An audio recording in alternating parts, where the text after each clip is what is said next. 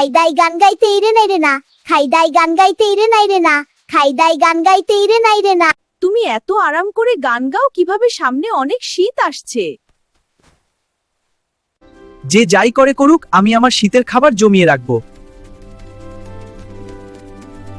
আরে এত কষ্ট করে কি হবে? চারদিকে এত খাবার, তুমি পাগলের মতো এগুলো বাসায় নিচ্ছ কেন? দূর, এসব বোকা পিঁপড়ার কাজ দেখে খালি হাসি পায়। আমি আরামে দিন কাটাই, কি আর আছে জীবনে? যারা ভবিষ্যতের রসদ জমায় তারাই প্রকৃত বুদ্ধিমান।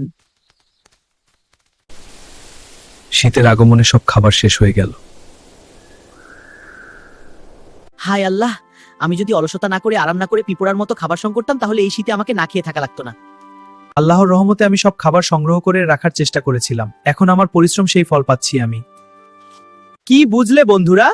সময়ের কাজ সময়ে করো, না হলে পস্তাবে।